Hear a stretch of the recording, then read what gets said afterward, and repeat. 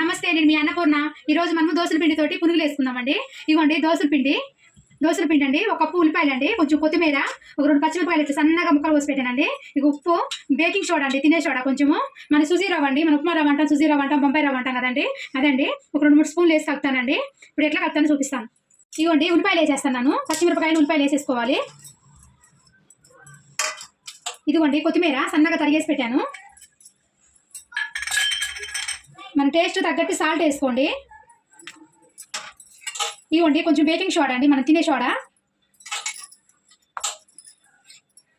ఇవ్వండి మన ఉప్మా రవ్వ వేస్తున్నాను, 3 స్పూన్లు వేస్తున్నానండి. నేను కలుపుకుంటూ చూసుకుంటూ వేసుకుందాము. ఇట్లా కలుపుతాం కదండి, మనం అది లూజ్ని బట్టి వేసుకుందాం.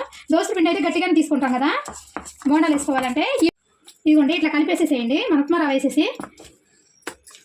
ఇవ్వండి ఇట్లా వస్తే సరిపోతుందండి. కొంచెం సేపు నానబెడదాం, 10 నిమిషాలు నానబెట్టేస్తాం, పక్కన పెట్టేస్తాం. 10 నిమిషాలు నానితే మన రవ్వ అంతా బాగా నానుతుందండి దోసల పిండిలో.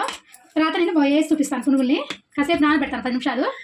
చూసుకుందామండి, మనం పిండి కలిపి పెట్టుకున్నాం కదా దోసల పిండి. ఇవ్వండి బాగా నానింది. ఇవ్వండి బాగా నానింది, ఇంకా పునుగులు వేసేసుకుందాము. ఇవ్వండి నేను పొయ్యి మీద ఆయిల్ పెట్టేశానండి, ఆయిల్ వేడవుతుంది. ఇప్పుడు పునుగులు వేసేసుకుందాము. ఇవ్వండి పునుగులు వేస్తున్నాను.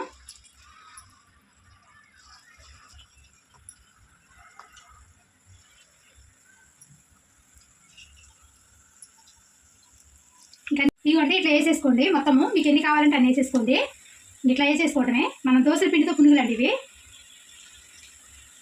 ఇవ్వండి ఇట్లా మంచిగా ఎర్ర కాలుతున్నాయి కదా, చాలా బాగుంటాయండి టేస్ట్ మాత్రం దోసల పిండితోటి. ఒకసారి ట్రై చేయండి ఇలా.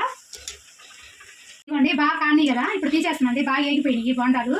ఇదిగోండి చూడు మంచి కలర్గా ఎంత బాగా ఏగినాయో. ఇదిగోండి మన దోసల పిండితోటి పునుగులు అయిపోయినాయండి. చాలా బాగుంటాయండి పునుగులు మాత్రం, చాలా టేస్ట్ వస్తాయి. చేస్తున్నా కూడా మంచి వాసన వస్తూ ఉంటాయండి, చాలా బాగుంటాయి. ఇవి అయితే మేము చిన్నపిల్లప్పుడు మా ఇంటి పక్కన చిన్న వాటర్ ఉండేదండి. ఆ వాటర్లో ₹4 ఇచ్చేవాళ్ళు.